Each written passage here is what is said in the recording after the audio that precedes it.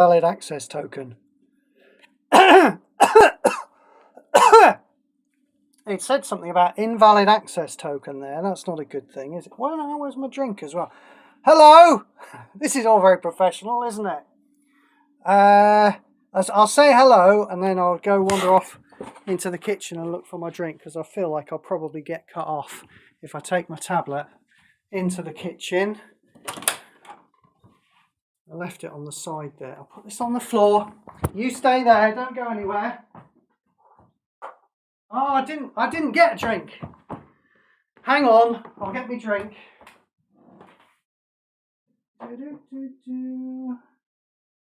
This is the absolute height of professionalism, isn't it?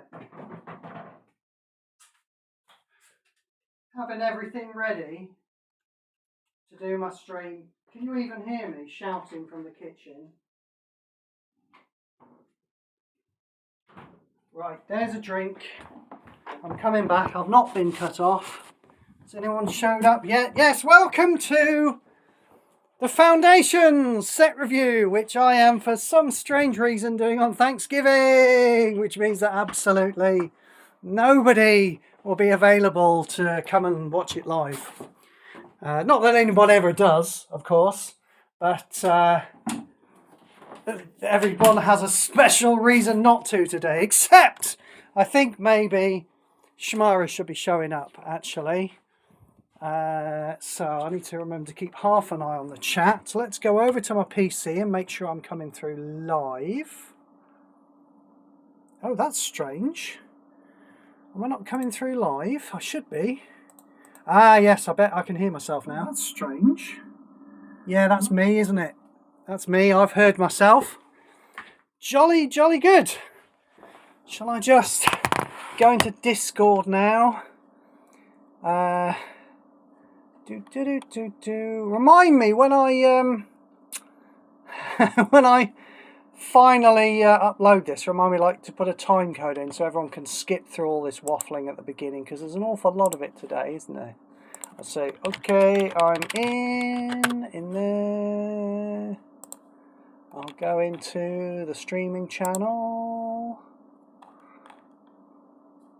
or maybe general, and say, okay, I'm in, like so. I see one person, as usual, I'm not sure. No, you see, it says no people before, didn't it?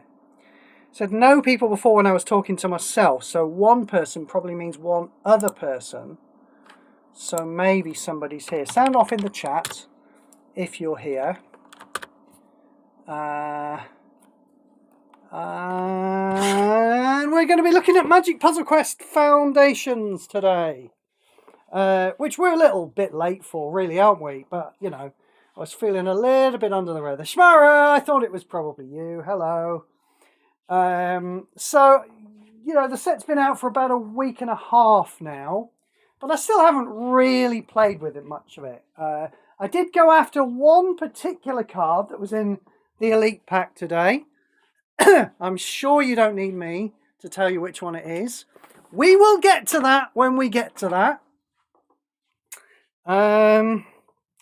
But for now, let's hack into it, shall we? I should have set some things up. Here we go. So we can start with the new Planeswalkers, I think. Chandra Flameshaper. Now, Chandra Flameshaper should be a very me Planeswalker, because if we go down here, we look at this passive. At the beginning of your turn, convert 3 gems to red. Then you may discard a card if you draw a card. I mean, those are all things that I really like generally. You know, I like playing with lands because I like generating mana for my spells. But, you know, we have kind of moved away from lands, haven't we? It's all mana filler givers these days. It's all cards that say, have something with full mana every turn. You know, just converting some gems is a bit old hat now, and it's still, you know, really good, but, you know, Desert hoses it, so I tend to not play with it. So, yeah, so what we've got here is a Planeswalker who's just going to lose against Desert, I think, because she can't turn off her passive ability. So, ability 1, playing with fire, discard a spell card at random. At random, we don't like it. It doesn't say a spell card with no mana at random.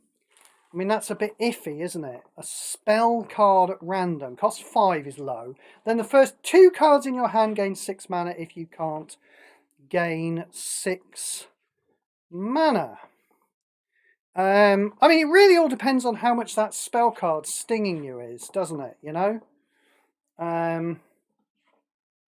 Oh, you don't actually draw a card off it, do you?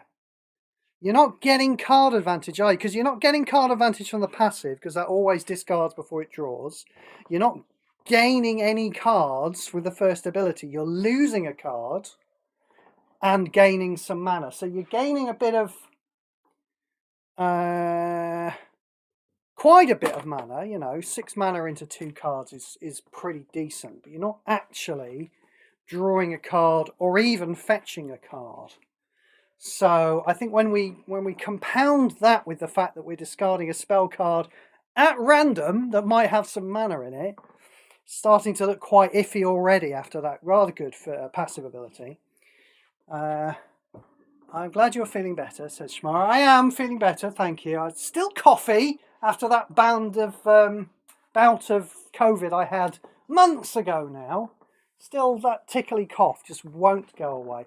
In fact, you know, I'm starting to get suspicious of whether I've got a bit of long COVID, actually, because I just have been falling asleep a lot. I nearly fell asleep this evening, about 7:30. I had a cup of coffee.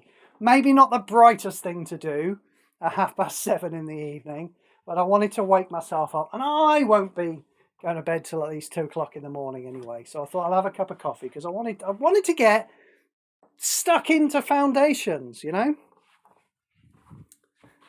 Have you formed any opinion? Oh, plenty of opinions, thank you very much.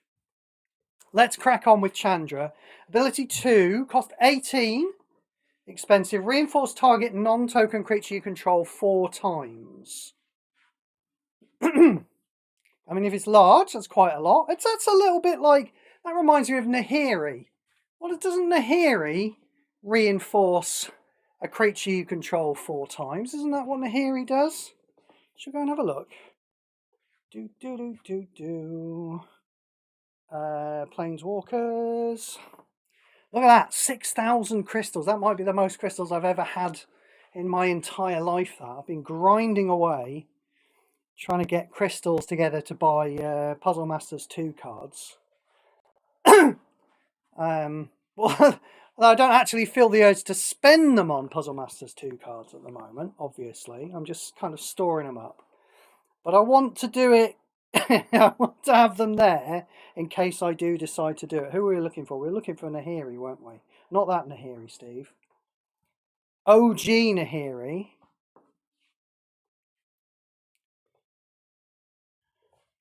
Yeah, give a creature you control haste and trample. That creature is reinforced 4 times until the end of your turn. See, I remember using that. Do you remember the olden days we used to play Quick Battle? You know? And we would play with Nahiri, wouldn't we? Because she had a good selection of big creatures and she could play Deploy. And that was all right as a finisher, that Harbinger. Those were very different days. So yeah, reinforcing a creature 4 times. I mean, it's actually more, ability 2 on Chandra is actually more expensive than that because it's 18, isn't it? Let's go back into here. Reinforce target non-token creature you control 4 times until end of turn. Right, so it's until end of turn. Again, it gains haste. Imminent death. Oh, that's a bit poo, isn't it? So it only gets reinforced until the end of turn and then it immediately starts dying off.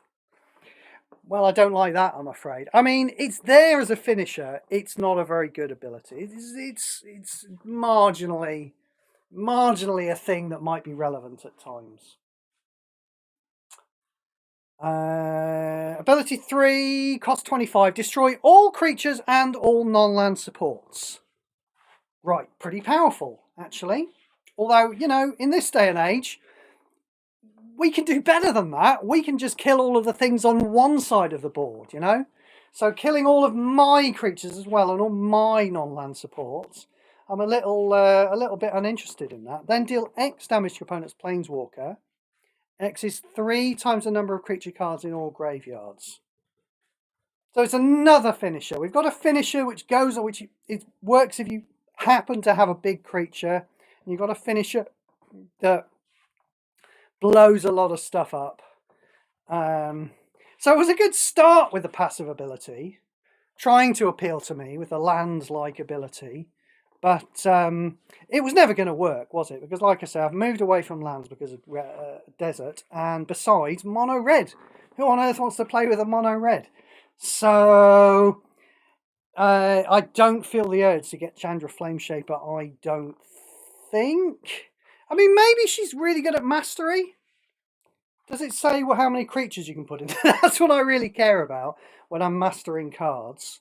The fact that you get a free land, maybe she's good at mastery. Who do I use for red for mastery? Oh, I see, I've already got some good red ones, because Nahiri, OG Nahiri is really good for mastery. She's really good at mastering really little cheap things, because she can pump them up. And then Dak Faden is brilliant at mastering much larger things because of his plus 15 mana ability. So I don't even really need a red planeswalker that's good at mastery. So we shall move on to Kaito, whose passive appears to be a panda. That's not just me, is it? That's a panda, isn't it? I think that's a panda on his passive. What have we got? 95 life is very low. We do not like life totals that are below 100. Passive ability. When a creature you control deals combat damage, gain 1 loyalty. Doesn't seem great, does it?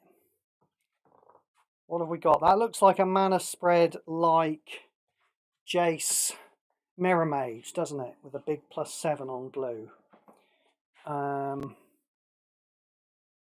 Yeah, I'm kind of unimpressed with the passive, actually. And we get to, if we get 20, you get a free thing, and it's a 6/8. Number of creatures you control. I mean, fine, okay. Oh, it's not a panda, it's some kind of raccoon. Look, that's obviously, the artwork there is obviously his passive ability. It looked more like a panda up there. I mean, I grant you, a panda with a pointy face. Pandas tend to have round faces. Shout out to Alv, wherever you are. She was always really into pandas.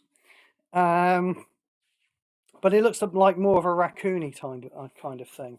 What have we got? Ability 1, Shadow Calling. Discard 2 cards, draw 2 cards, create 3 ninja tokens. Oh, I was about to get excited then. I was about to say create 3 3/3s.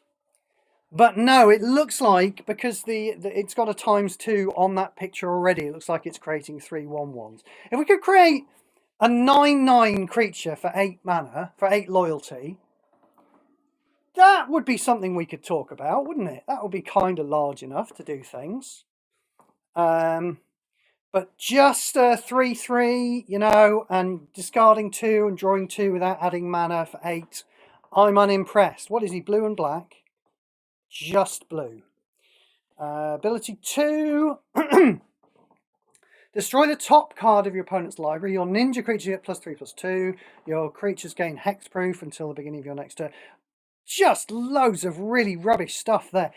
Why destroy the top card of your opponent's library?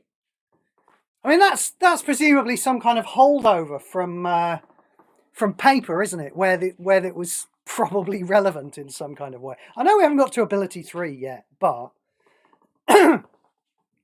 you know, you can't. Synergy between ability 2s and ability 3s is always crap, isn't it? You know, because ain't nobody got that much loyalty, not unless you're playing with, you know, white cards, and he can't play with white cards. What's that one? There's something at the moment, isn't there, that I can't remember. There's a black support, I think it is, and when you get loads of cards in your graveyard, it starts giving you loads of loyalty.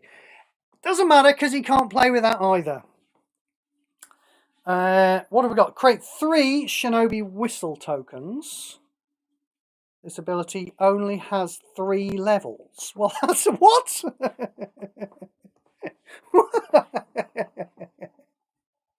I mean, why not give it 4 levels and just think of something for the 4 levels to do? What? That's so weird that it would only have 3 levels. But okay. When your opponent casts a spell or support card, deal X damage to your opponent's planeswalker. X is the number of ninja cards you control, including their reinforcements, then create a ninja token. I mean, I guess, you know, if you happen to be comboing off against a player who hasn't put, you know, like an Endless Detour in their combo deck, then maybe the damage will... I'm not... I don't think it's a strategy, you know? I never will think it's a strategy. Show me some videos where it's a strategy. Content creators out there, you there, content creators, make some videos with this strategy where Greg's comboing off and you kill him with this kind of ability. Lord of Pain does the same thing, doesn't it? But better in a card, you know. While Greg's casting stuff, it triggers stuff and damages him and blah and blah. Yeah. Make some videos showing me how good those are, because I don't believe that they're good at all. Is that it? So we've got one unimpressive Planeswalker and one frankly looks a bit shite Planeswalker, doesn't it? Doesn't it look a bit shite? I think it looks a bit shite. Creatures of Magic we've already played, and it is PvE, and PvEs are pretty much just a waste of time, aren't they? You know? Like... you know, yeah, if you're a newbie, they've put a few cards in that that might give you a bit of grief. But for us old hands, we're not really interested in PvE, so I can't really review the PvE. I did notice here. Look at this Elven Forest here. Clive was chuckling to himself when he designed this one. I'll tell you, he thought he was so clever having designed this. Look at this: convert 10 or less gems during a single fight. Cast 5 or more land supports during a single fight. Isn't that weird? I mean, yes, there are plenty of lands. I say plenty. There are a few lands that don't convert gems, you know? There's Rogue's Passage, for one, in Origins. So, you know, people who've just started out will have access to it. I don't know. It seems weird to me. If this is some way that Webcore are trying to subtly persuade us to get hold of Desert and Demolition Field and Swarmyard, I mean, there's no need to subtly persuade us that just the fact that they exist and are broken is good enough. It's all right, Swarmyard's maybe not broken. I think Swarmyard's probably a bit OP, to be honest. You know, if you can compare Swarmyard to Origins cards, it's way above the curve, isn't it? But it's not broken in the same way that Desert and Demolition Field are. Anyway, PvE, very uninteresting. Don't really care. Just a quick note about strategic conflict. I had a look at this earlier, and the special support does this this is the Coalition PvP. It does this. When you cast a creature, increases card's level by 1. If this card's level is 6 or more, the first card in your hand that can gain mana gains full mana. Now, my honest reaction to this, when I saw this, was like, oh, is that all? Because everything gives you full mana in a card every turn now, doesn't it? All of the good cards in Standard, they all just give you a card every turn and puts mana in it. I mean, this one doesn't even give you a card, does it? It just puts full mana into a card that you've already got. So honestly, I know it's powerful, but my first reaction to it was still, is that it? Honestly, I thought, because I'm kind of comparing it to the last new Coalition event we had, which is the Will Rowan one. Do you remember the Will Rowan one? We've played it once, I believe. I was a little surprised there wasn't a little bit more noise from the player base on that one, honestly. Because that's the one where, you know, if you attack your opponent, in the one node, if you attack your opponent, he loses life and all his spells get cheaper. All of his cards in his hand get cheaper. I mean, I think they're black and red. It's just the black and red cards in his hand that get cheaper. But even so, I mean, that must have allowed Greg to steamroll a lot of people, I would have thought. I mean, there are ways around it. The most obvious one being Tempt with Bunnies. That's how I played that level. I deliberately dealt no damage to Greg all the way through the when I was playing those nodes until I was ready to kill him with 2 copies of Tempt with Bunnies, or even 3, you know, however many it took. You can get hold of a lot of copies of the same things with Chimil. That's one reason I like it so much. But there must have been a lot of players out there who were just going into that node, just hitting Greg in the face, and then Greg suddenly dropping his hand. I don't really understand why people are like... I mean, that seems as dangerous to me as a Timeless Voyage. The fact that when you hit Greg, all of his cards get cheaper. And people did not like a Timeless Voyage, did they? But there doesn't seem to have been the same kind of... uprising. I mean, yes, I don't go to all of the different Discords, and the forums are a bit dead, yes. So, you know, I kind of assume that if people really want to raise things with the devs, they will put it on the forums, because if we all just talk on our own Discords, we can't assume that the devs are reading any of that, can we? So, yeah. So that's a new Coalition PvP event, and it seems less broken than the last Coalition PvP event. So roll on, I suppose. What have we got? 5 or more creatures during a fight. Yeah, well, we need to be casting creatures to set the core of Foundation off. Oh, 3 or less spells. That's interesting. Now, we haven't seen one of those in a while, have we? That's going to be kind of interesting, actually, because I've been thinking about this, actually. Back in the day, like we're talking 4 or 5 years ago, to be perfectly honest, I used to really like these objectives that were like, you know, you can only play a certain number of spells. Like, you play no spells, you know, or up to 2 spells, or the same with supports, you know. And I used to really like that then, because they provided a really kind of limiting deck building challenge by cutting off a lot of cards to you without going as far as, you know, saying you have to play werewolves in a format that doesn't have any werewolves in it, you know, without going that far. So I was thinking about this the other day on whether I'd like those to come back, and I decided to myself, well, do you know what? They might be a bit dangerous in this day and age, because cards are so powerful now, you know, that if you go up against a Greg who's not playing for the objectives, you know, you're playing a Greg and he's chaining Tempt with Discovery and Mystical Teachings and Golden Wishes off each other because he just doesn't care, and whereas you have to stop casting spells after a certain point, it really gives him a massive advantage, doesn't it, you know? So that is going to be nasty, actually. Especially considering he's getting some of them for free, you know, with his core of Foundation. But, you know, whatevs. Webcore, they like making these events difficult, don't they?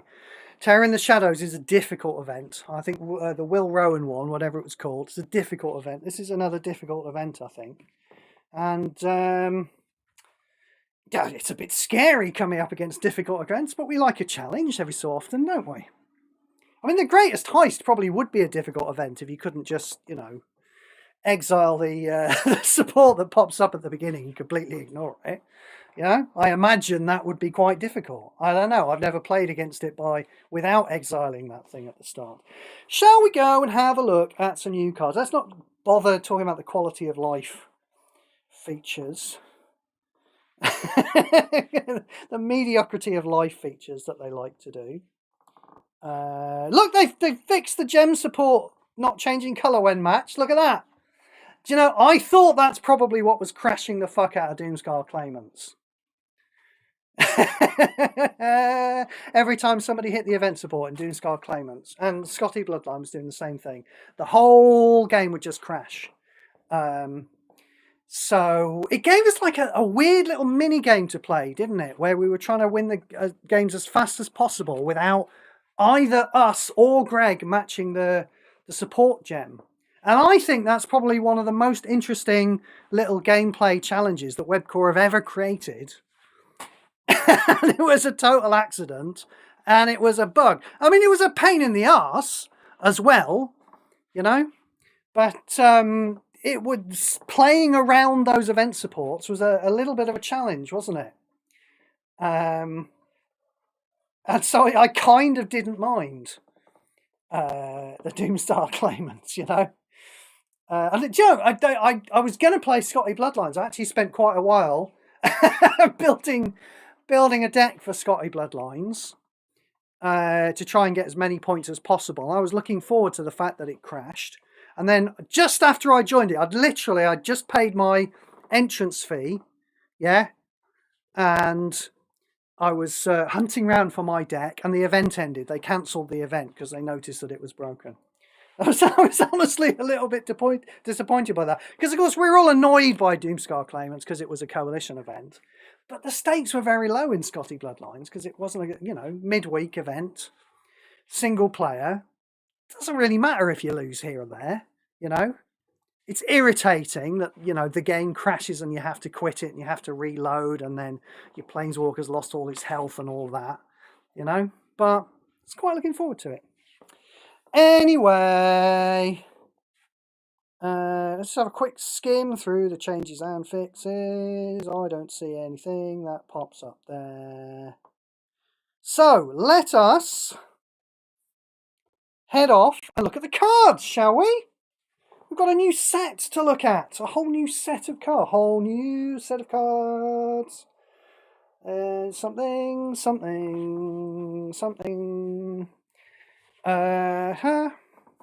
Foundations. We'll go card name A to Z because we like to do it that way, don't we? We go Foundations.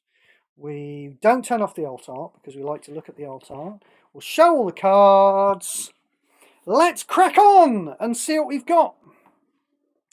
Adventuring Gear, landfall, your first creature gets +2/+2 until end of turn. Now, I mean, we always get bad cards. There always have been bad cards. There's always been a big gulf in power between the bad cards and the good cards in Magic Puzzle Quest. I find it irritating me a bit more now because the gulf seems bigger because the cards at the top end are so much more powerful now, But I'm not sure it really matters that much, We used to have a top tier of cards and a mid tier of cards and loads of unplayable stuff. And we still do. It's just that the top tier is more powerful. So all of this stuff, this unplayable stuff, used to be irrelevant and is still irrelevant. So it doesn't really make much difference that the gulf in power is bigger, does it? So I suppose I should just be grateful for the fact that they've not written a lot of words on this. Octagon would have spent a lot of time writing a lot of words on this card. I would still have written less words than this on the card.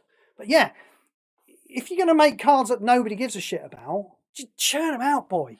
Yeah? I said it before. Just make vanilla 2/2s with lifelink and things like that. Death Touch and Double Strike and, just churn them out. Don't spend any time making the cards that nobody cares about. Like, for example, a 0/5 Defender with Hexproof, Landfall. Again, not a lot of cards on it. I hope, as long as they can throw these things cut together in 5 seconds, as long as the fact that it doesn't have anything new about it that can break, and it's just throwing old lines of codes together, I guess I don't mind too much that, we have a load of worthless cards. Let's check out a rare. Maybe a rare will be good. Return all creatures to their owner's hands. I mean, yeah, now this is a problem, isn't it? This is where the problem starts to rear its ugly head, doesn't it? Because, these are just unplayable.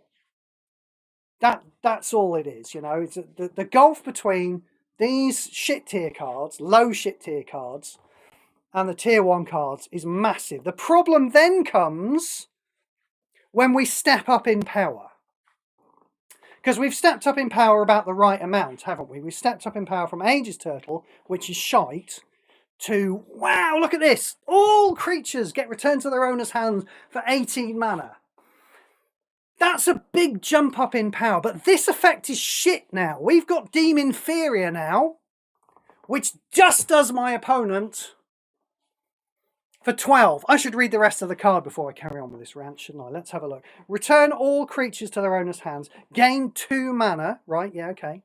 Then, if your hand is full, and all cards in your hand have mana, gain 8 mana. Yeah, I mean, so best case scenario is that you're still paying 18 for this, even though you get 10 back. But the best case scenario is still a card that's considerably shitter than Deem Inferior. I deem this card inferior. And that is where the problem, I couldn't figure it out. When I started talking about this, I couldn't figure it out, could I? I was like, no, it doesn't matter. It doesn't matter that the gulf in power level is so big. But this is where it matters. Yeah? Because by increasing the power level from here to here, we still have a worthless piece of shit. That's a bit of a problem. We can't afford to have too many, you know, rares that are utter garbage. Chroma's Memorial. I mean, this is a masterpiece. Let's see what we've got here. At the beginning of combat on your turn, your creatures gain Flying, Vigilance, Trample, and Haste. Right. So nothing exciting there, really. Until the beginning of your next turn. Yeah, nothing that's making them deal any more damage. Those are the important... Vigilance isn't very important, is it? The important things we're really looking for is things like Lifelink, Double Strike. Those are the big 2 keywords we like, you know? I'm not saying that haste is irrelevant, but for God's sake, 17 mana to give everything haste. Flying's nothing, trample's nothing. When this support's gem is matched or destroyed, your creatures gain protection from black and protection from red. Right, I mean, that's probably what it is, isn't it? They're doing the standard webcore thing of, they've done it with Threshold, haven't they, already? You know, they've put Threshold on cards. They've just gone, oh, Octagon made this. It must be good then. It must be relevant. Let's write these words on a card. They've done it with Protection, not realising that Protection is a fucking waste of time. So, yeah. Again, you know, yes, a Chroma's Memorial. Better than Aegis Turtle. But a very long way. This is a masterpiece that's a very, very long way from the power level of the cards that we actually care about and are playing with.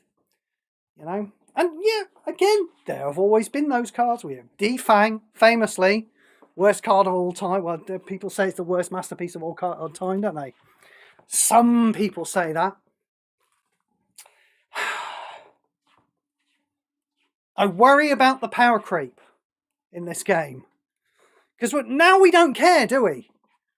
If a card doesn't look like Golden Wish or Galter, we don't give a shit. And so when they come to design cards and when they come to make cards that want to make us go, wow, look at that. It's really powerful and really cheap. They have to make things like Confiscate and Mystical Teachings, don't they? That's the problem. And then when they've made those, they can't just make them again in the next set because we'll just go, oh, well, it's just Confiscate again, isn't it? Don't care. I've already got Confiscate, thanks very much. So they have to make it even better.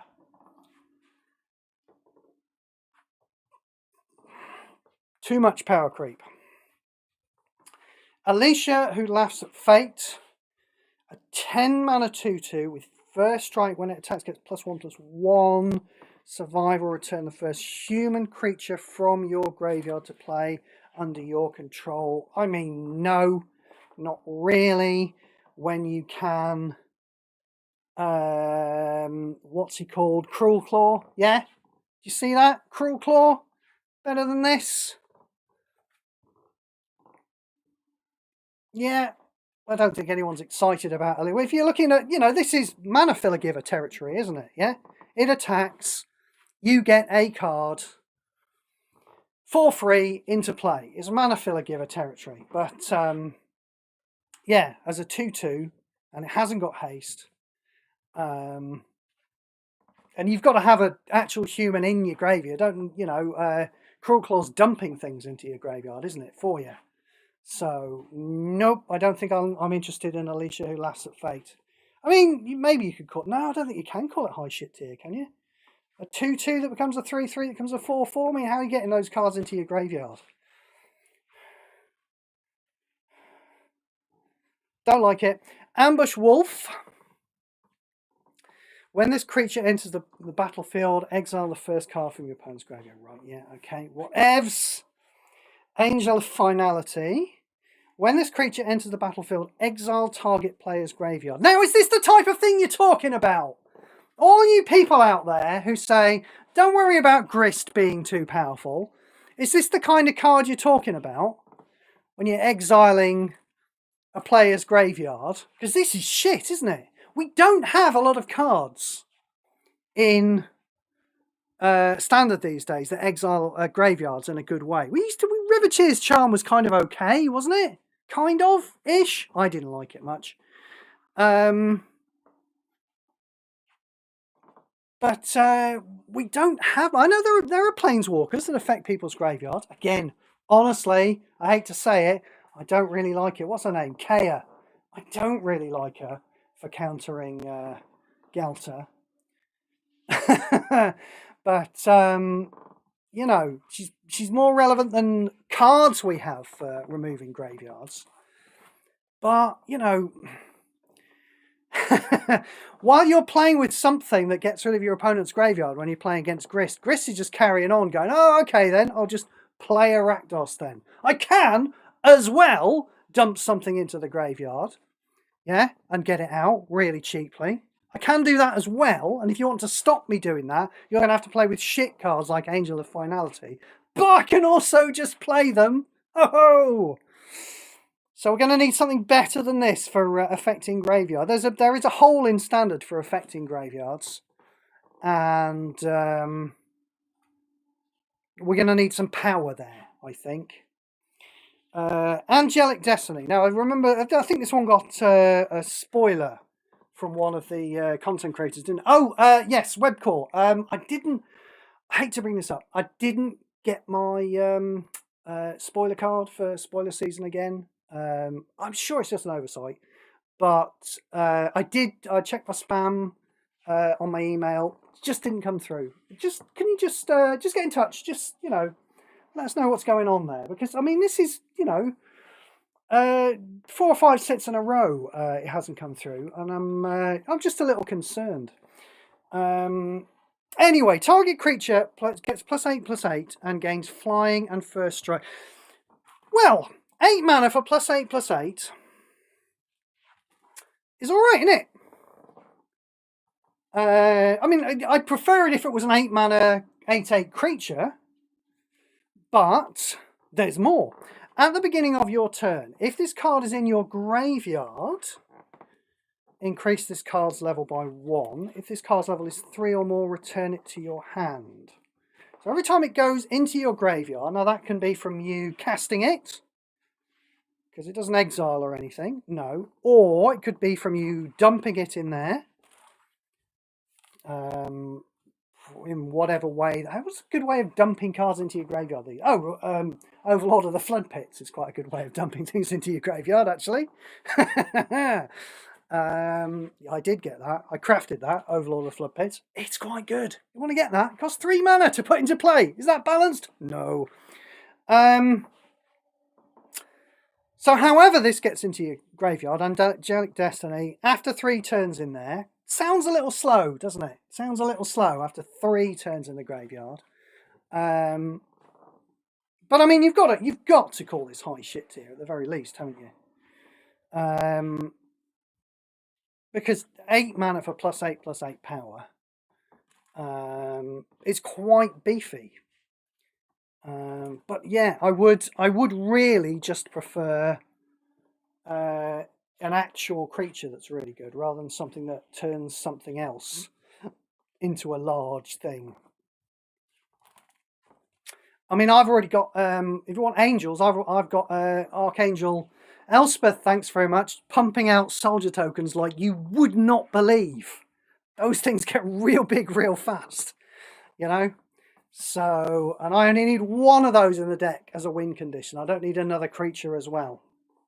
I mean, I suppose in this day and age, actually, I do quite like, you know, playing with small creatures that give me advantages at the start of the game. I like Overlord of the Flood Pits. I like Marvo. So, I mean, I guess turning one of those into a very large thing, it's a thing. In conclusion, at least high shit tier, maybe even a little bit better than that, but not for me. We move on. Anthem of Champions. At the beginning of combat on your turn, all your creatures get +1/+1. Yeah, and I bet they get it one at a time, don't they? I bet a little streaming arc of fireworks goes wee across the screen and it gives your first creature +1, and then another one goes wee across the screen and it gives your second creature +1/+1, and then another one, it goes wee across the screen and it gives you a third creature +1/+1. I mean, it's really slow and irritating to play with, and is +1/+1 worth it? Is it? Fuck. What have we got here? When this creature enters the battlefield, target creature gets +2/+2, then you gain 4 life. Right. Again, make it, you know, make it cost 11. Before we even start, make it cost 11 so you can play it in Colours of Magic. Is it any good in Colours of Magic? No. Arabo, the First Fang. I've actually got this one. I mean, this is definitely high shit tier territory, isn't it? Look at this. Your cat creature, beginning of your turn, your cat creature gets +2/+2. When a non-token cat creature enters the battlefield, create 2 cat tokens. So we play this guy for 8. We get a 2/2. He immediately creates 2 1/1s with lifelink. Okay, I didn't realise I had lifelink actually. Yeah, and then at the beginning of your turn, both him and the lifelinking thing get +2/+2. So, I mean, pretty cheap. Again, obviously in high shit tier territory. The highest of high shit tiers. Am I going to touch him in a coalition event? Am I? Fuck. Arbiter of Woe. What am I thinking of? Oh, I'm thinking of Avatar of Woe. Right, okay. Whoa.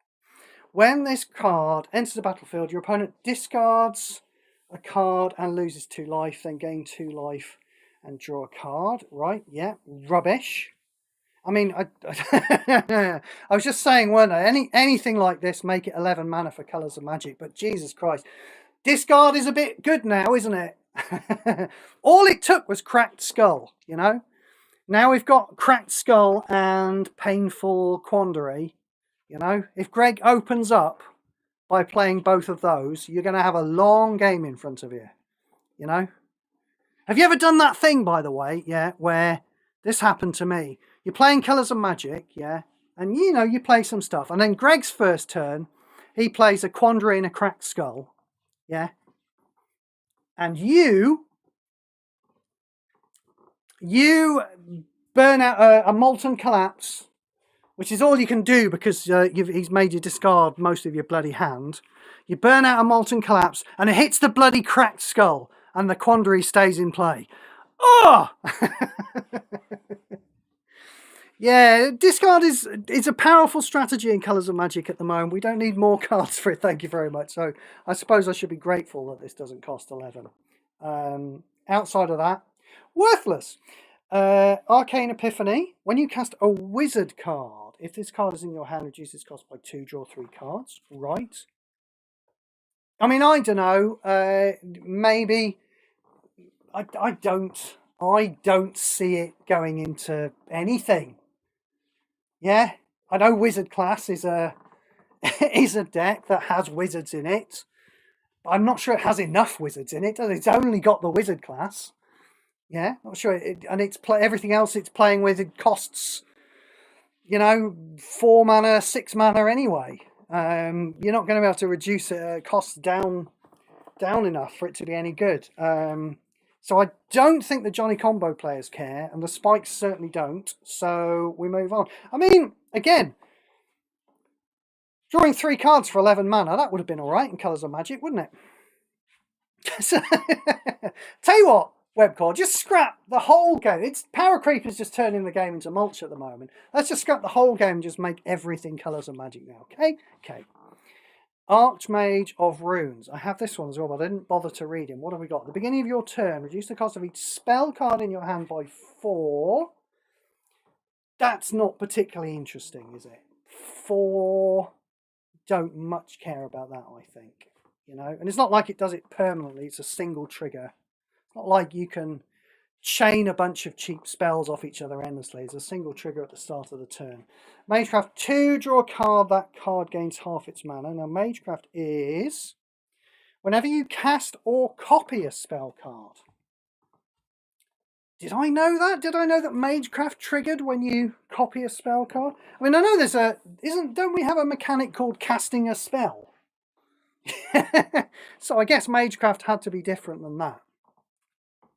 I mean, I feel like what we've got here is a mana filler giver that's not very good, yeah? You have to cast a spell, you draw a card, it gets half its mana. This is a 17 mana card. Have you ever heard of Overlord of the Flood Pits? Yeah? Have a look at that, see what that does. See if you prefer that. That costs 15, sometimes. So yeah, we don't like Archmage of Runes.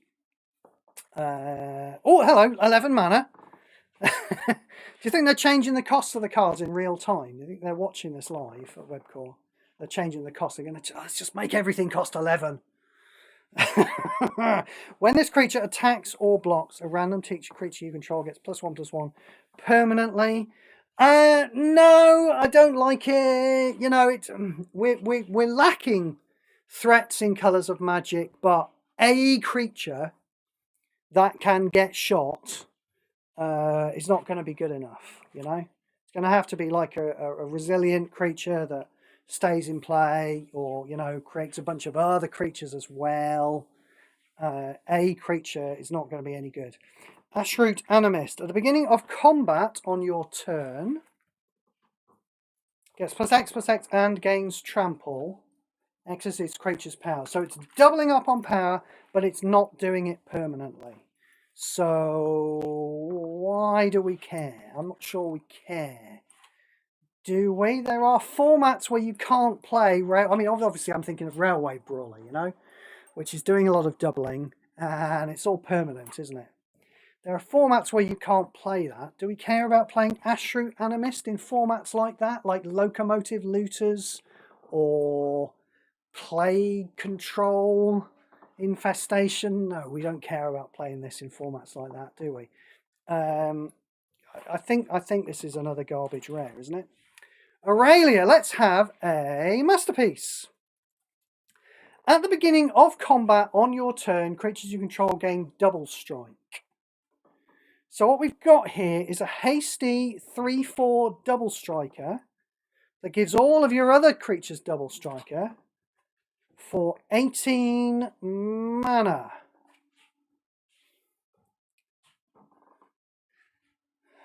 I mean, go on, it can be better than high shit tier, but it's not getting any higher than mid.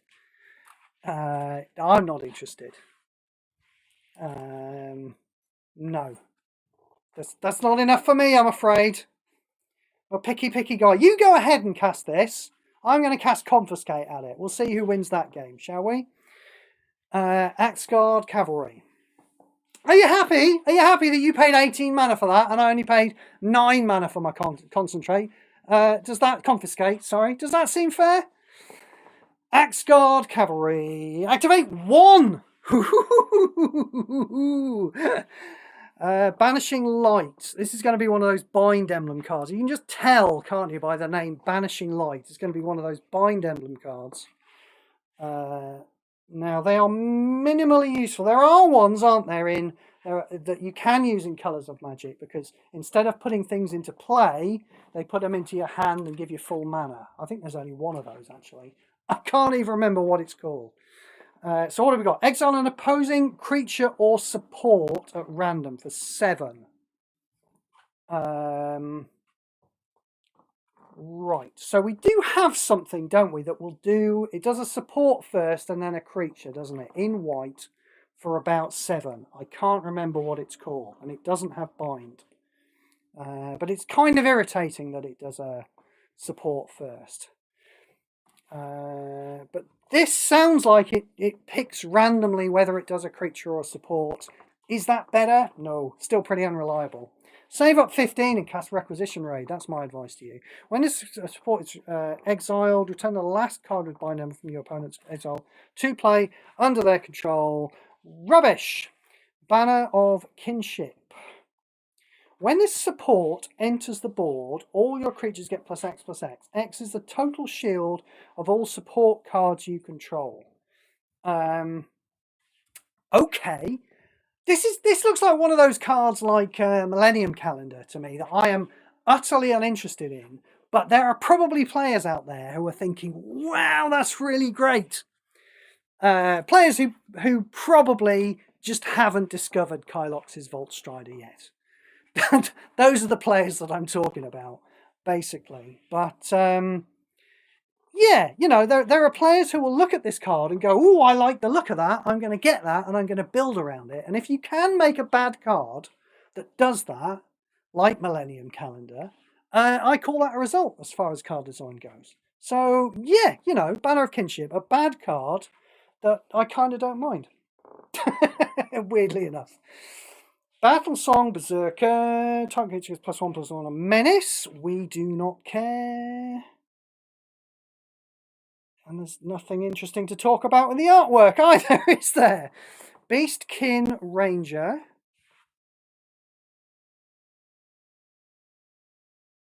They look very similar, don't they? But, you know, that's fine. Maybe they've just got the cookie cutter out, yeah? Kunk, Battle Song Berserker, Kunk, Beastkin Ranger. That's fine. Big Fin Bouncer. Now, I saw this, actually. The other day somebody played this. This is like a rubbish Harbinger of the Tides. Harbinger of the Tides is not a... It's far from a tier 1 card. I'd put it somewhere in mid-tier. I play Harbinger in certain events. I'll play it in Survivors of the 4 tribes, I think I play it in there sometimes, or sometimes I don't, and I'll play it in Seize the Day. So it's still slightly relevant, Harbinger. It's okay. Oh, I definitely play Harbinger in Colours of Magic sometimes, actually. And this is a common one. So I mean, I guess this is probably okay for your Commoner's Cup, yeah? Rather than this fucking thing, or this fucking thing, which nobody cares about. Well, in fact, that's uncommon, isn't it? You know, this is probably near the top end of the scale for your Commoner's Cup, maybe. I don't know. I imagine Commoner's Cup is all... I imagine everyone is like me, and it's completely based on which Planeswalker you play and not which cards you play, really. So, you know, if you're playing Grist, can't play blue cards anyway. So, yeah. I just wouldn't do it, though. I just wouldn't make it like this. I'd just make it a bit different. You know, make it do something that Harbinger doesn't do. Give it lifelink. Yeah? Something like, I mean, I get it. You know, you have to convert the cards from paper and you can't change them too much. But if the upshot of that is we get a game full of shit cards that no thought has been put into, then what's the point of that? Yeah, make it do something that Harbinger doesn't do. That's my design advice on that card. Billowing Shriek Mass. When this creature enters the battlefield... Oh, look at this. Threshold 2. Jesus, it's bad, isn't it? It's bad. If it was a 4/4, it would be bad. And you've somehow got to get 2 copies of it into the graveyard. Learn this, please. Please learn this lesson, Webcar. You can't just reuse old mechanics and assume they're good. Most of the things that Octagon designed, no, pretty worthless, to be honest. Your first creature deals damage equal to its power to up to 2 target opposing creatures. So it's fighting them, but they're not fighting back, but it costs 17 fucking mana, which makes it a big old pile of shit. Blasphemous Edict. I have this one. Destroy the top 5 cards of your library. If there are 13 or more cards in your graveyard, destroy all opposing creatures. Then exile all cards from your opponent's graveyard. I mean, I hate to say it, but it looks a little bit on the slow side to me. Yeah, I know. Black has been, up until now, Black has been kind of lacking a one-sided board sweep, hasn't it? You know, White has had Requisition Raid and Localized Destruction. Blue's had Deem Inferior. Red's had Chaos Warp. Black has been kind of missing one. Obviously, that means Green's missing one as well. But you might expect Green not to have a Wrath of God. But Black has had plenty of Wrath of Gods. It's been lacking a one-sided sweep. And this seems to do everything you'd want it to, doesn't it? You know? Not only are destroying all opposing creatures and keeping your own creatures, you're exiling your opponent's graveyard as well. So you can safely use this against Grist without Grist immediately sprogging one of them back into play and getting back into the swing of things, you know. But to me, that 13 cards in your graveyard seems a little bit on the slow side. I mean, I don't know. I mean, I looked at Chaos Warp when Chaos Warp came out, and I said, well, it looks a bit unreliable to me. Chaos Warp is a lot more reliable than I thought it was. It did, funnily enough, it did fuck me for the first time just this week, where I needed it to blow up some creatures, Chaos Warp, and I cast it, and there were no creatures in the 4 cards it offered me. So it is definitely a little bit unreliable, but it's been quite reliable over the months. And let's face it, you know, Requisition Raid is a tiny bit unreliable. You know, you can't always get that Cascade, can you? But at least with Requisition Raid, if you can't get the Cascade, you can wait until next turn. So yeah, this looks pretty slow to me. It's not. It's obviously reliable if you've got the cards in your graveyard. You know it's going to trigger. But it seems a bit slow to me. I might be proven wrong on that front. We shall see. We shall see. Keep an eye on it. Bloodfell Caves. So these are the lands that we've got. And once again, wasted opportunity. You know? Make the lands good. That's all I can... We all like casting our spells.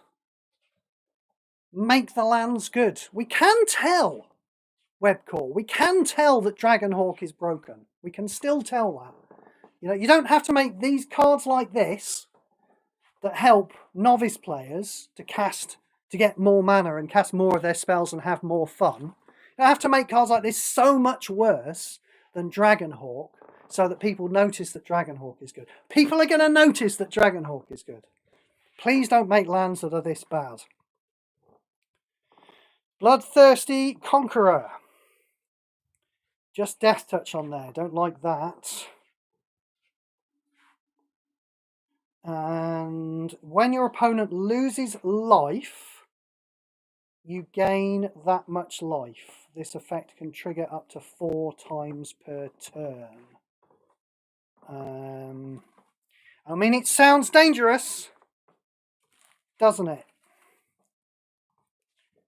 It sounds dangerous, but it's got the trigger limit on it, so it's not just going to go off and kill your opponent. Could it go off and kill your opponent? I don't know. When your opponent loses life, you gain that much life. So it's kind of awesome lifelink, isn't it? That's one way of looking at it. From my limited spike perspective, you know, when this creature attacks, it deals you 5 damage. Oh dear. Now, I've done the thing, haven't I? I've assumed that dealing damage causes loss of life. So we don't know, A, if this card is going to trigger on damage, and also B, if the rules say that this card should trigger on damage. We just don't fucking know at the moment. Webcore put the most amazing thing on their Q&A for the for this month. which I couldn't quite believe, to be perfectly honest. They said, Zibver, shout out to Zibver, he was asking them about the rules and, you know, if they could just clarify the rules. And Webcore literally said, in one of their answers, they said, well, look, if we want a card to do something and we've got to break the rules, we're just going to break the rules. There's a rule in paper, you see, that says if a card contradicts the rules, then the card takes precedence. Yeah? And Webcore are taking that rule and running with it and assuming that it means they can just break the rules whenever they fucking want to. And that's not what that rule means. What that rule means is that when there are two things that specifically and clearly define how the game should work from this point on, yeah, that contradict with each other, yeah, that rule is telling you how to break that stalemate. Yeah, the problem is that there are two different things that clearly define how the game should progress, and they contradict each other, and that rule gets rid of one of them. So you have clear rules that define how the game should progress. But what Webcore are doing is they're just saying, well, you know, sometimes when we want to make Torpor Orb or Authority of the Consoles, we're not going to work out how the rules should work. We're just going to fucking break them whenever we like. So I have a feeling that, going back to this card, I have a feeling that damage and loss of life is going to end up in this kind of area. I mean, this seems okay to me if it triggers on damage. If it only triggers on loss of life, I mean, who knows? Maybe it's still okay if it only triggers on loss of life. I mean, it's certainly one to play in play control, isn't it? No, it's not, because you can't play... you can't play with mythics in play control. So it's definitely not... Well, you can, I think, can't you? You can play mythics, but one of the objectives is to play with rares, uncommons and commons. I don't know. I mean, again, it's my standard cop-out thing, isn't it, to say keep an eye on this. What that means is maybe somebody will break it, but I can't figure out how to do it myself at the moment. But then I can't figure out how to break everything in the first minute of having seen it. I'm not Superman. I'm not Opera's M. I don't have that ability. Yeah, keep an eye on the Bloodthirsty Conqueror. Find out how it works. You know, maybe it'll be a thing to play with. There's another one of those lands that we don't like. Bolt Wave. Deal 3 damage to target creature and 3 damage to opponent's Planeswalker. Again, you know, I haven't really spent much time designing that. I can't have too much of a problem with it, can I? Even though it's, you know, just chaff. Broken Wings. Destroy the first creature with flying. If you can't destroy an opposing artifact or enchantment card at random. Yeah, now I am more annoyed at that, you know, because we need more cards that affect supports that are relevant in the game. And, you know, anytime they have a chance, they don't have much chance, because they have to convert cards from paper. They don't have much chance to put support control into the game. So when they get the chance, they should take it and do something with it. This is just some cardboard. Nobody cares what this says on it. But, you know, they should put a bit more thought into cards that affect supports. Because that whole area just kind of needs fixing. Do you know what I mean? I mean, yeah, no, we're all playing with, well, we should be all playing with Requisition Raid and Demolition Field, and that deals with supports. But we shouldn't be. That shouldn't be how a healthy game works, you know? 2 cards that are 1,000,000 times more powerful than everything else, and everything else just sucks, shouldn't be how a healthy game works. Double the power of target creature you control until end of turn. I mean, okay. Obviously shit. Maybe kids are opening that card and saying, oh, I want to play with that. So, you know. Bully for them. They've done the thing again, haven't they? This has got flashback. Flashback is a terrible, terrible mechanic. Why flashback? Why not give it like jumpstart? How about that? Does anyone remember jumpstart? Of course you remember jumpstart. That's the thing that makes beacon bolt work. Yeah? There's no reason why there can't be more good jumpstart cards in the game. Quasi-duplicate is almost a good jumpstart card. There's 1.5 good jumpstart cards. And yet, when they go back to make buried cards for this set, they've given us flashback, which is largely irrelevant. Who is ever going to get first card with flashback? 7 cards with flashback you need to put into your graveyard to trigger this thing, you know? It's not going to happen, is it? I know, Mystical Teachings has flashback. We'll get to Mystical Teachings. Don't you worry. We haven't even got to confiscate yet, have we? Burglar Rat. When this creature enters the battlefield, your opponent discards the last card without mana from their hand. Okay.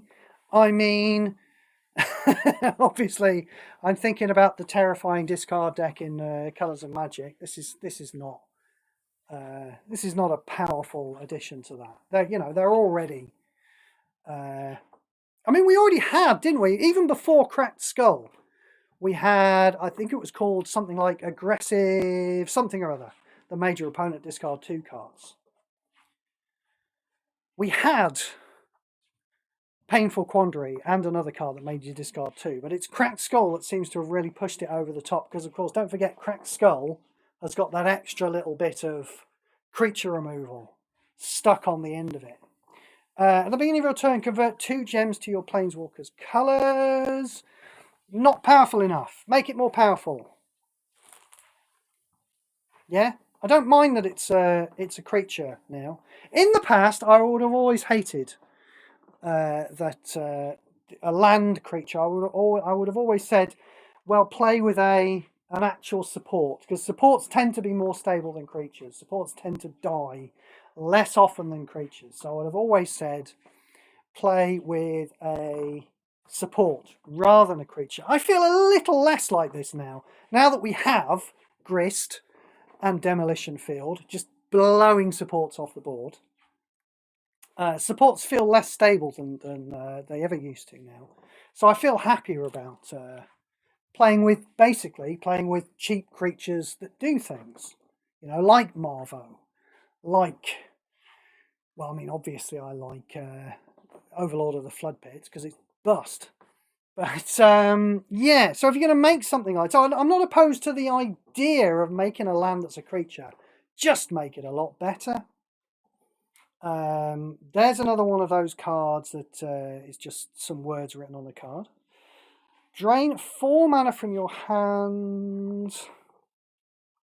Yeah, very, very important putting a ward on a card like that, isn't it? Cat Collector. Are you still with us, Schmerer? Anyway, back to the Cat Collector. When this creature enters the battlefield, create a food token.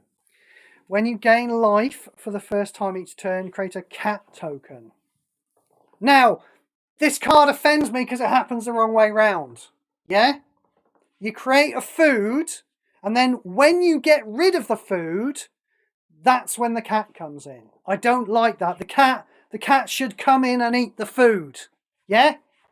Surely, I can't be on my own here. Yeah? That's what should happen. Give it like activate 49. Yeah? Activate 49 is a good number, isn't it? Yeah? And then when it does that, then create a food token, and then the cat comes in and eats it. I don't care how it does it. I just don't like the fact that it's the wrong way around. Cathar, Commando. Destroy an opposing artifact or enchantment support, then destroy this creature. Well, I mean, I wouldn't like this. Even if you didn't destroy this creature with Activate 2. And they've given it Flash as well. We've got Requisition Raid, we've got Demolition Field, we've got Grist.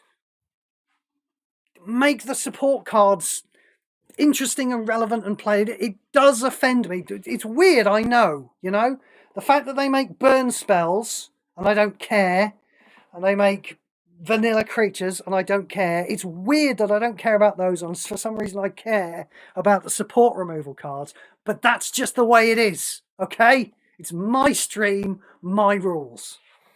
Celestial Armor. Costs 11. It's rare. When this support enters the board, your first creature gains hexproof and prevent damage until end of turn. Yeah, just give it hexproof permanently. I'm a little sick of seeing... I'm sure there's a card in the set that does this, actually. I'm a little sick of seeing these equipments that say, give you... And I've talked about this before. Give you your first creature hexproof at the start of the turn. Yeah? Because your creature can still get shot.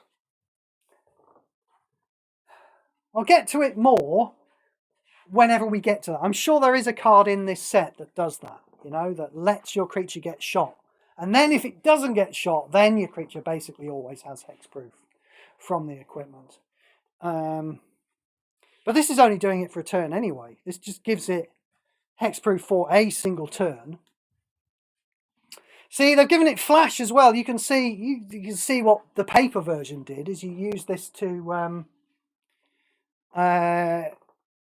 protect something. But I mean, you can't do that in MTGPQ. I don't see any problem in this day and age. I don't see any problem with an equipment that permanently gives your first creature hexproof. Do you? Is that terrifying? That was back in 2016. That was a pretty terrifying thought. The idea of a permanently hexproof creature that you could give prevent damage to. In fact, I think it had both, didn't it? Runaway Carriage, I think it had both originally, didn't it? Wasn't it hexproof and prevent damage or something? In this day and age, it's just too easy to get rid of a creature, even if it has hexproof. So fuck it. At the beginning of combat on your turn, first creature gets +2/+0 and flying. It's not good enough. Cephalid Ink Mage. When this creature enters the battlefield, surveil 3. Threshold 1. Right, Threshold 1 I find less offensive. Threshold 1 is almost kind of doable. Threshold 1 is kind of bad, but kind of doable. When you think about that, you know.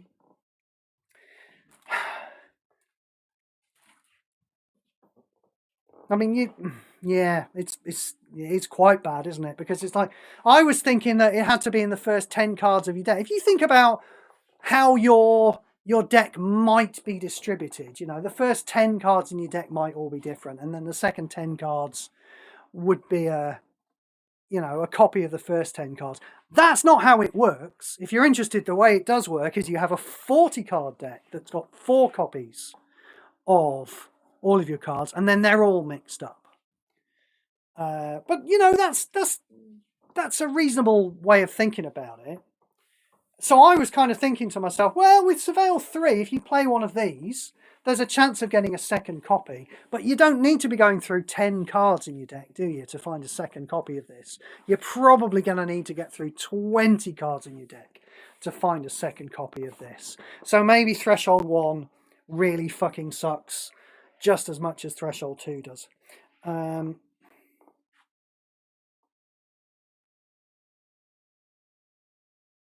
X or more cards with the same name as this card. Yeah, sorry, I was just reading the thing to make sure that I remembered what Threshold did properly. But yes, it's like in paper, Threshold just means if you have 7 cards in your graveyard, then ping, it gains the ability. You know, and that would have worked fine, wouldn't it, in Magic Puzzle Quest? But Octagon, I assume it was, I don't think it was Hibernum, they decided to make it into a completely fucking worthless ability. Creature gets +2/+0 and gains unblockable. Right. I mean, that is...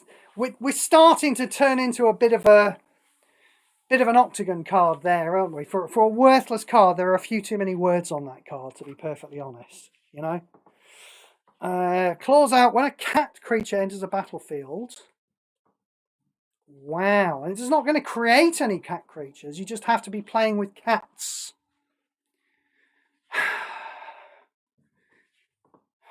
I mean, I'm sure that that white one, I'm sure that's a cat, but you know, it's high shit tier, isn't it?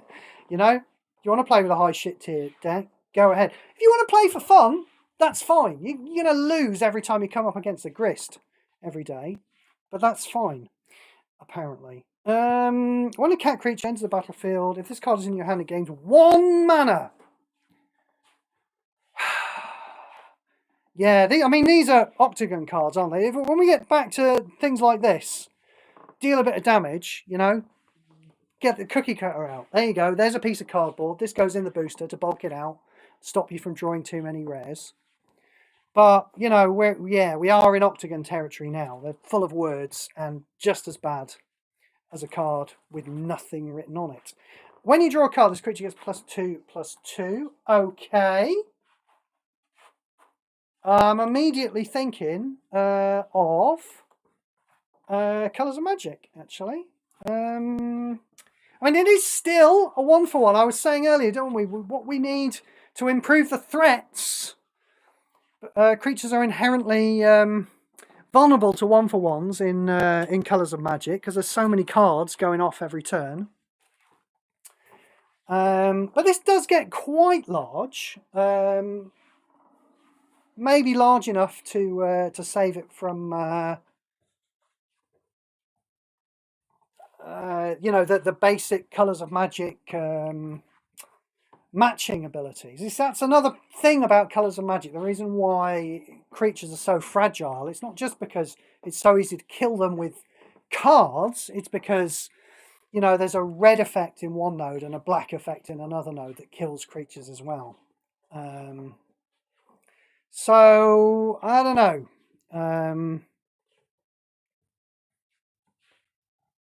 I don't know. It just seems like it's gonna. It might get quite large in Colours of Magic, or it might get shot, and it doesn't do haste, you know. So yeah, I don't think we care. Don't think we care about this card existing. Oh, hello, confiscate.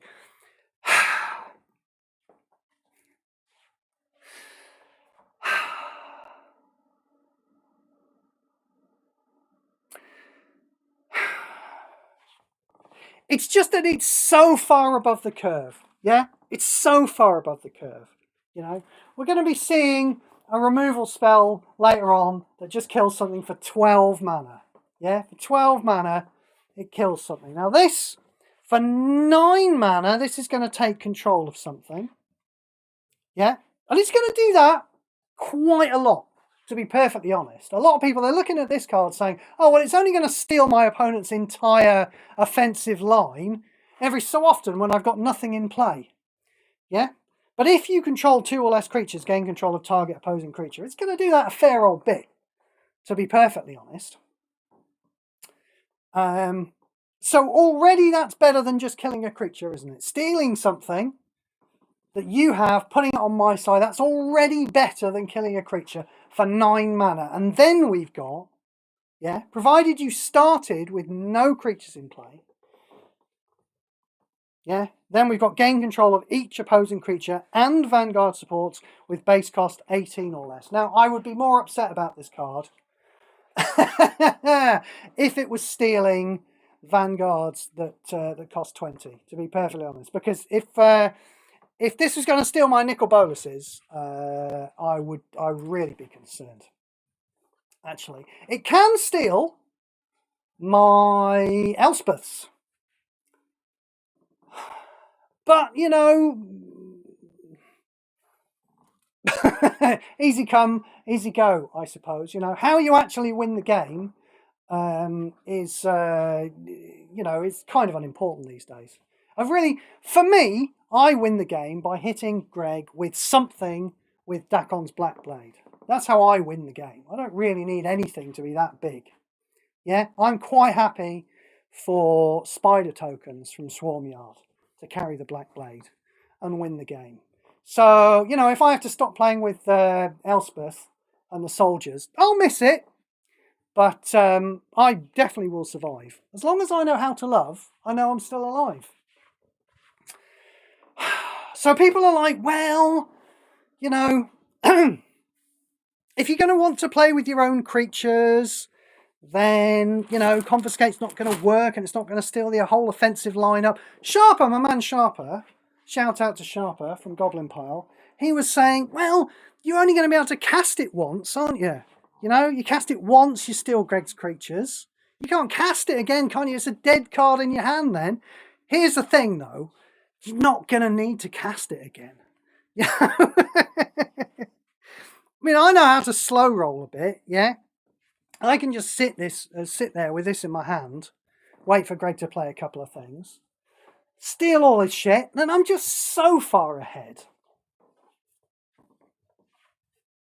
Think about this. This is the thing you want to think about. Somebody is going to play this against you in Colours of Magic. You can't play it in Colours of Magic because you've got to play rares, uncommons, and commons. Yeah? If you want any chance of winning a new PMA card, which you might not need, you know, there are an increasing number of players who don't need PMA cards, which means there are an increasing number of players every time it comes around who are playing Mythics in Colours of Magic. But somebody's going to play this against you. The bottom node is already a slog in Colours of Magic, isn't it? You know, you don't have those Thopters to hit Greg in the face with in the bottom node. And if Greg starts playing control, if he's playing a Dakon deck and he's pinging away at you with his first ability and he's putting painful quandaries down, it's already a bit of a slog against the control deck, and this is just going to slot right into one of those control decks in Colours of Magic. And it's going to make it even more of a slog. This is too powerful. Obviously too powerful. And the fact that you can't cast it too many times, yeah, and the fact that Greg's not going to play it optimally doesn't change anything. Doesn't change the fact that the raw power of this card is too much. Yeah? And I'm not just saying that because it's going to affect me personally, because it's not really, yeah? I mean, some of you are out there, you're saying, well, Steve, you and your bloody one-sided board sweeps, you look a bit stupid now, don't you? Your Deem Inferiors and your Requisition Raids, yeah? If you try and do that, if you just clear only Greg's side of the board with his creatures, well, he's going to come back at you with Confiscate, isn't he? So, in fact, it's a really brilliantly designed card that fucks up your one-sided sweeps. To which I will say, well, no, were you listening earlier when I said that when I kill Greg now, it's not with good creatures. I don't put good creatures into play. I don't play with Rakdos. Rakdos is too slow to blow things up. Yeah? I blow things up with Requisition Raid. I kill Greg with token creatures. He can steal my Swarmyard tokens all he likes, but he cannot steal my Blackblade token, can he? Yeah? So I'm just going to carry on. I'm going to be playing with my Swarmyard tokens. I'm going to be playing with, you know, my demons that come out of Demonic Covenant, you know? And you can steal these creatures, but they are just some small creatures. You know, who knows? Maybe maybe this is so good, I'll even find myself going, well, do you know what? I'm not even going to play with one-sided sweeps anymore. I'm going to go back to push-pull. That's a really good card, push-pull. But that's slowing the game down even more. Do you know what I mean? If I have to play around this control card, yeah, by playing a card that slows me down even more, there's this inherent problem with making control cards too good. It's very obvious when you power creep creatures too much and you get Galter, and Galter comes down, and Galter, you know, you remember the original version of Galter, and GTA was just going, oh, there's a Galter, and there's an Atraxa, and there's another Galter, and I'll just keep going, and then you're dead. Yeah. It's obvious when you power creep creatures. Some people think that, you know, power creeping control cards is okay, though, because you can't kill your opponent with control cards. But the problem with control cards is not that you die, it's they turn the game into an interminable slog. And that's what I really worry about with Confiscate, as I hope I have illustrated with my TED Talk. Let's move along. Consuming Aberration. Beginning of your turn, this creature gets +X permanently. X is the number of cards in your opponent's graveyard. At the end of your turn, destroy the top 2 cards of each player's library.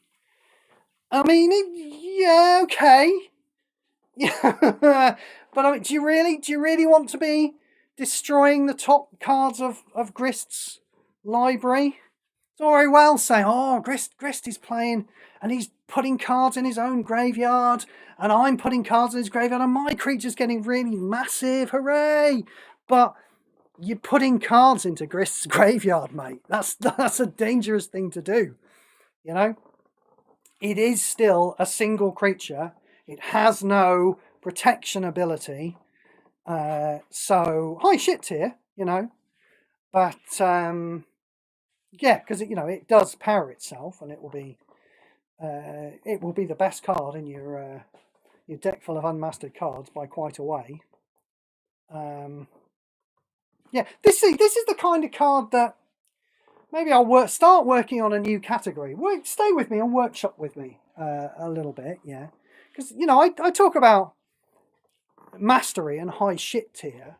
There's a certain category of cards that I find there's like a dividing line in power where I will master a few cards during the week. Yeah, I've got like a core of cards that I play, of broken cards that I play in decks midweek, in like a revolving planeswalk.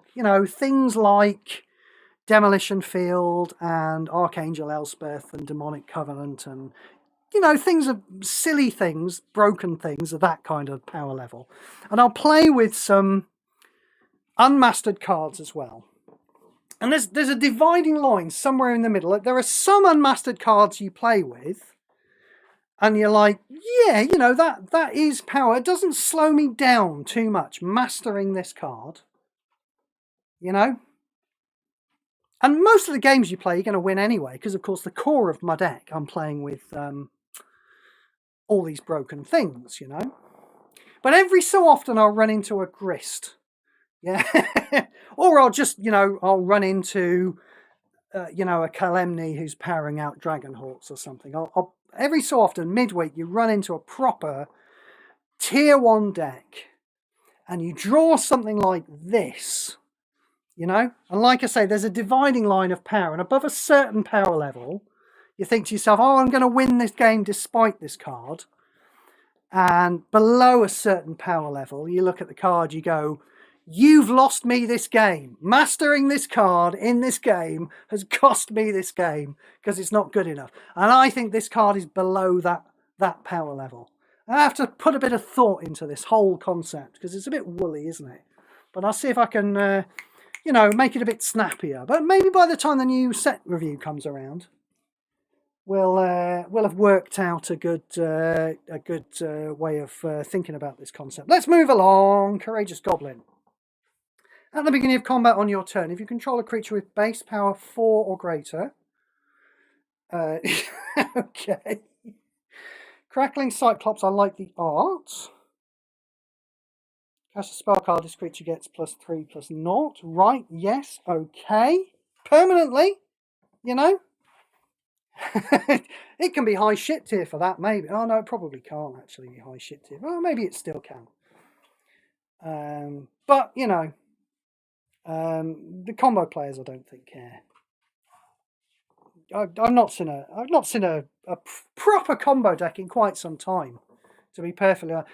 Are there any proper combo decks in Standard? I feel like we might be approaching one in Standard. We've got Mystical Teachings now.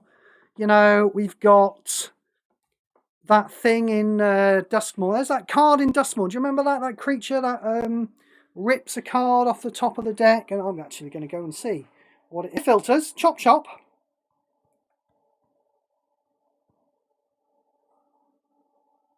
Phenomenon Investigators, there you go. We've got this, yeah, that just draw a card, it gains 4 mana. So we've got that, you know, we've got mana generators like Tempt with Discovery. We've got Mystical Teachings now, which of course will fetch a Tempt with Discovery.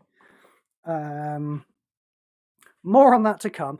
So I feel like we might be approaching a combo deck in Standard. I mean, and when it all comes together, when they finally make enough cards to build a combo deck in Standard, I think it's going to be pretty fucking gruesome, actually. But I'm not sure we've reached a critical mass of those cards yet. You know, we have cards that are too powerful. I'm not sure we've got enough cards that are too powerful that you can just throw them all into a deck and just win. Where were we? But I mean, even if we did, I'm not sure that Crackling Cyclops is the kind of card that you would put into that deck as a win condition. I'm sure there's better things.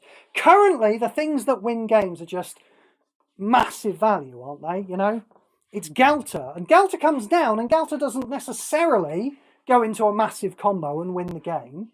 Galta just, you know, plays 2 or 3 cards. And those 2 or 3 cards, you know, there's probably a mana filler giver in there. And everything just generates value every turn and spirals up. And you lose. So they're not really combo decks, they're just extreme value decks. So there's not really a place for Cyclops at the moment. And I'm not sure there will be when the combo deck emerges on Standard. And I'm pretty sure it will. You know, if they're going to give us a card like Mystical Teachings. I mean, imagine what the one that's going to look next after Mystical Teachings. Yeah? The one that they have to power creep upwards from that. Imagine what that card's going to look like. Doesn't bear thinking about. Threshold 2. So we have to go about, remember, you have to get through about 30 cards, and in order to have this in play, yeah, and to have 2 other copies in the graveyard, you're probably going to have to have churned through 20 or 30 cards in your deck. You're beginning to see how fucking shit Threshold is now, yeah? Crystal Barricade. When this creature enters the battlefield, you gain hexproof until the beginning of your next turn. I mean, why not just make you give it hexproof all the time? If it's going to be a defender, yeah, a 0/4 defender's not going to fucking last anyway. Make it more interesting. Why not? Yeah, you can still have it cost 5. Fuck it. Why not make it like a 0/20 defender, and it gives you hexproof permanently while it's on the board? Yeah, while it's on the board, you gain hexproof. And ignore this fucking regenerate 1 thing. Octagon like to put regenerate 1 on the occasional creature. Every so often they put regenerate on a creature, and I'm convinced they didn't even know what it did. I have a feeling that maybe Webcore are doing the same thing here. But anyway, that's what I'd do with this card. You could still have it 5 mana, 0/20. While it's on the battlefield, you have hexproof, yeah? But give it defender. It's quite easy to... And then it would die as well. You could burn it off the field as well. You could beacon bolt it. I understand that people still play beacon bolt a hell of a lot in Legacy. Not a problem, is it? It's just a much more interesting card than hexproof for a single turn. Dauntless Veteran. Creature control. Yeah, whatever. Day of Judgment. I mean, this just looks poo. In today's world, this looks poo, doesn't it? I mean, it's fine. It's you know, there might be a player out there who opens this up and they're like, yeah, okay, yeah, no, I needed a way to deal with all the Rakdoses and Galtas that are coming at me. We have so many more cards. You do not need me to list off what they are. So many more cards that are more interested in that. Nobody's really going to give a shit about Day of Judgment, I'm afraid. It was a lot cheaper than maybe. I mean, we had Pyroclasm, didn't we? Is that in this set? Or the last set? I don't even remember reviewing Pyroclasm. Maybe it's in this set. You know, and it costs 8 mana and deals 20 damage to something. I'm more interested in that. I wouldn't play Pyroclasm, but I'm more interested in something like that. Since we have Requisition Raid and Push-Pull and Sunfall and, you know, all of that localized destruction, since we have all of those things, if you're just going to make something that says destroy all creatures, make it cost 8 mana, see what that does. We've had one for 10 mana before, for God's sake. I didn't break the game. Make it cost 6 mana. Why not? Nah, that's going too far, isn't it? We're falling into my trap there, aren't we, with the Confiscate of just, you know, pushing the power level of control cards up to the point where every game becomes a slog. So, you know, maybe don't do that. But, you know, so make it do something else then. Or just don't make that card. Dazzling Angel. When another non-token creature... Yeah, that's rubbish. Oops. Dismal Backwater is another one of those lands. Getting flashbacks to Flash Gordon from that art. Divine Resistance. Target creature gains prevent damage until end of turn. Your creatures gain prevent damage until the beginning of your next turn. Yeah, it's another one of those flash cards that they've misunderstood, isn't it? Every time they make a card with flash, it's like, you don't know what you're doing. Doubling Season. Right, come on, this has got to be good, hasn't it? I like the art there. Lots of kitties. I mean, come on, Doubling Seasons. We're going to get some doubling, aren't we? All we need is the word doubling, don't we? When a non-token creature you control is reinforced, reinforce it twice instead. Non-token. Okay, so I can't go crazy with like with me Demonic Covenant then, because it's non-token. Reinforce it twice. I mean, do we care? I don't think so. I mean, no, Felix. I understand that Felix 5 boots is quite a good way of reinforcing a lot of creatures. Yeah, I don't mind Felix. I don't play him a lot, but I don't mind him.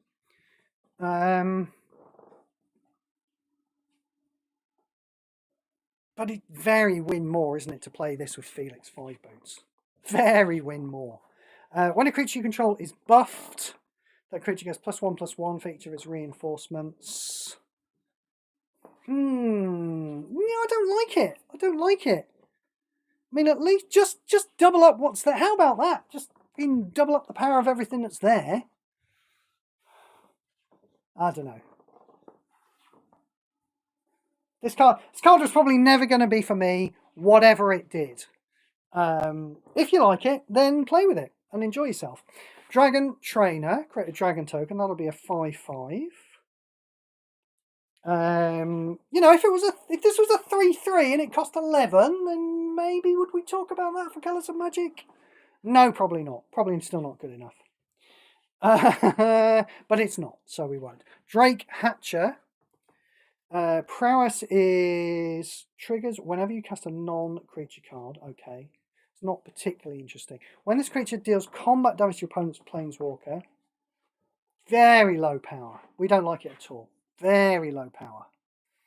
Dreadwing Scavenger. When this creature enters the battlefield or attacks, discard a card, draw a card. Have you met my friend Overlord of the Flood Pits, by the way? He discards a card and draws a card as well. Only he puts a little bit more effort into it, and he only costs 3 mana, 6 mana sometimes. Admittedly, you know, if you do draw him on a turn and you can't cast him straight away, 6 mana, but it's less than 8, isn't it? So rubbish. Threshold 2, rubbish. When this creature attacks, create a food token. Okay. Oh, here it is. Yes, I said there was one of these coming up, didn't I? Exile target creature for 12. Obviously too expensive. Elementalist Adept. Oh, we're going through a real glut of worthless pieces of shit cards here now, aren't we? Why has this got flash? They need to work out what they want to do with flash, don't they? I mean, Flash does have kind of a problem in this game in that, you know, there are creatures like Failure and like Jin-Gitaxias that have Flash, and that's probably the best use of Flash in this game. You would like to use it to play at the end of your opponent's turn so it doesn't have the chance to kill them, only you don't get to play the Flash cards unless your opponent attacks with a creature. Unless he enters combat, you don't get to play Flash cards.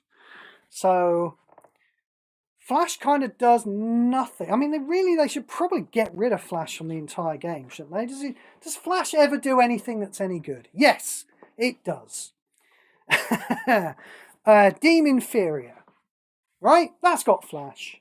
That is what you want to do. If there are possibilities that Greg will attack you with a massive haste creature, my favourite Bloodthirsty Adversary used to be one of those, not in Standard anymore, but, you know, there was that possibility. And there have been other massive haste creatures that you wouldn't want to get hit in the face by. And so that is that the only use for Flash in the game?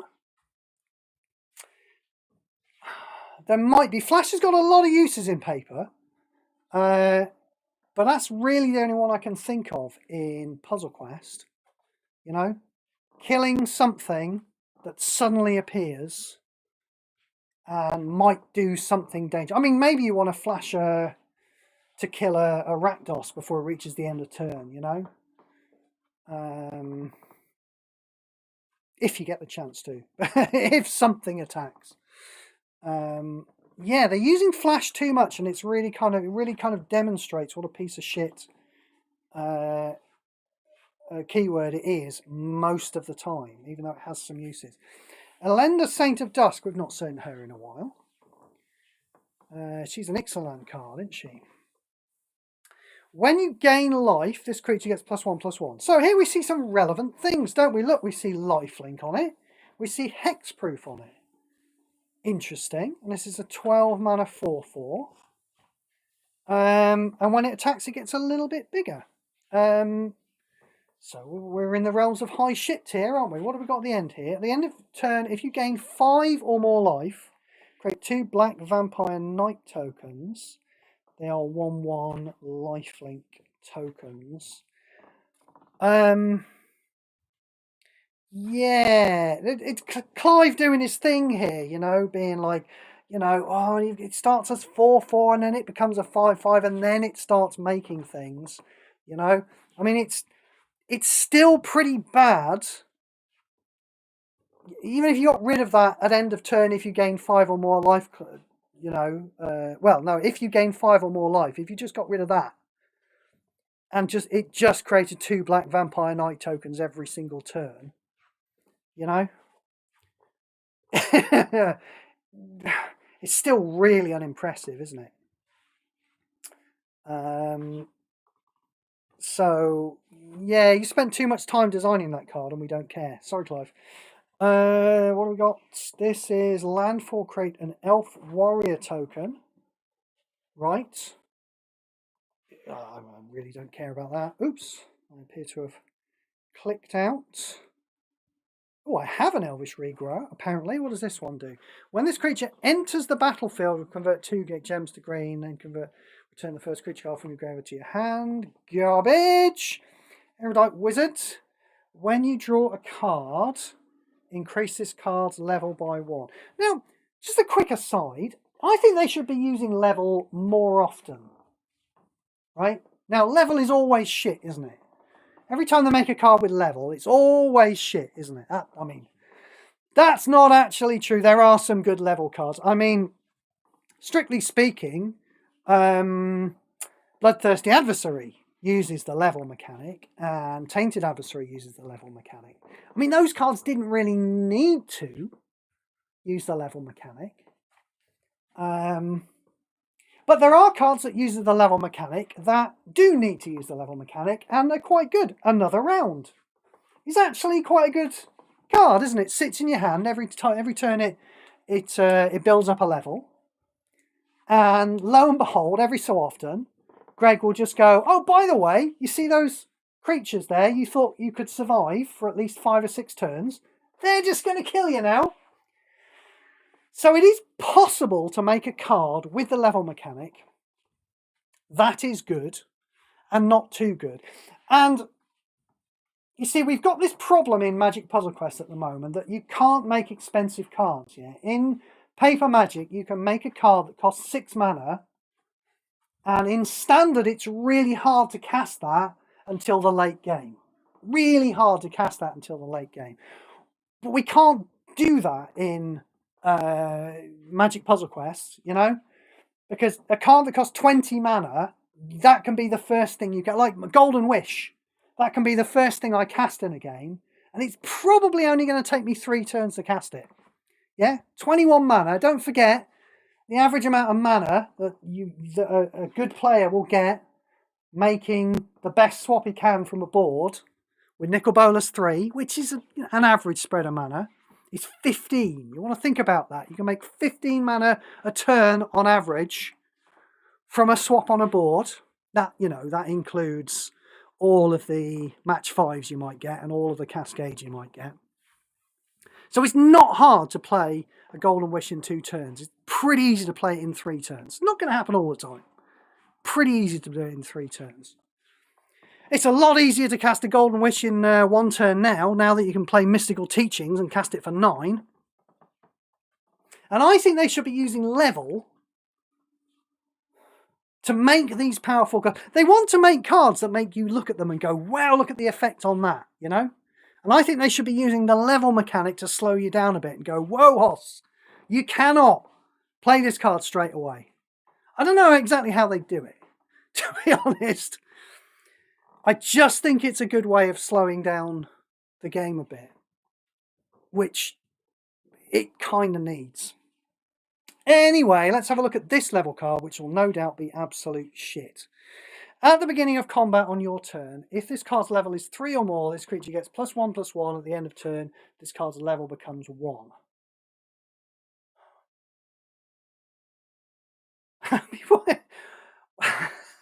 Yeah, that's an Octagon card, isn't it? It's a very Octagon card. It's got loads of words for no reason.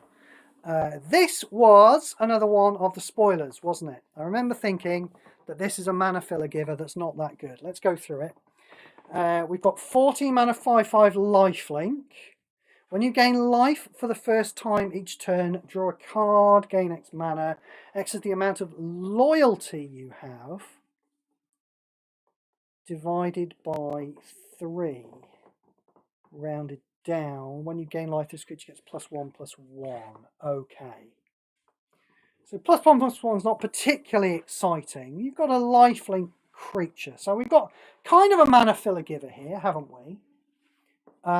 You know, comparable cost to, 15 mana for things like Dragonhawk, for things like Cruel Claw, Key to the Vault. Comparable cost to things like that. The problem is that you're drawing a card, it's gaining X mana, which is the loyalty you have divided by 3.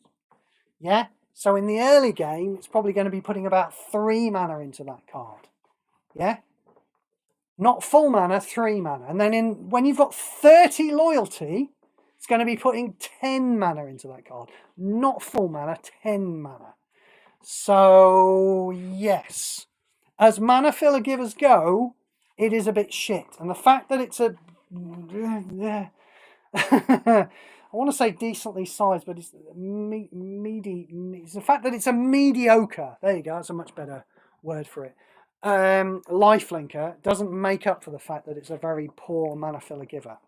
We move on. Exsanguinate. I mean, I can just tell this is going to be bad because it's a spell that costs 18 mana, but you never know. Create 4 vampire tokens. It's not starting well, is it? Your opponent loses X life and you gain X life. X is 5 plus the number of vampire cards you control, including their reinforcements. I mean, we don't have a lot of vampires, do we? So we're getting a 4/4. For 18 mana, we're getting a 4/4 vampire. Yeah, you're losing 9 life, I'm gaining 9 life. Do we care? And then the next time I cast one of these, for 18 mana, and I mean, yes, okay, you say that, you say, oh, it doesn't have to cost 18 mana, you could get it for free off your Dragonhawk, but yeah, you could, or you could get a Rakdos for free off your Dragonhawk. Yeah. The fact that it's a shit card with a high cost is relevant. So, I mean, you compare this to Tempt with Bunnies, and you just think, what's the point? Extravagant Replication. Oh, I like the art. She's got like a 1920s thing going on, hasn't she? With a big neon tiger. Like it. Is this kind of a Streets of New Capenna kind of... Oh, that's what I'm getting from this card. Kind of a Streets of New Capenna kind of vibe coming off that. But I don't know. At the beginning of your turn, create a copy of target non-token creature you control without the knowledge emblem into the battlefield under your control. It gains a knowledge emblem and gains flying until the beginning of your next turn. So, I've got a Galter. Yeah. At the beginning of my turn, I say, I want to copy that Galter, please. I get a Galter. It triggers. Yeah, no, it's creating a copy. Yeah, so it's going to trigger. It's going to do the Galter thing. But then that Galter is going to gain the knowledge emblem. So I can't do the Galter again. So the next turn that I use this, I've got to go, well, instead I'm going to pick my Rakdos and copy my Rakdos. So is that any good? I mean, I want to say no. I want to say no. I want to say that the cards that do the heavy lifting in that combo are the Galter and the Rakdos, aren't they?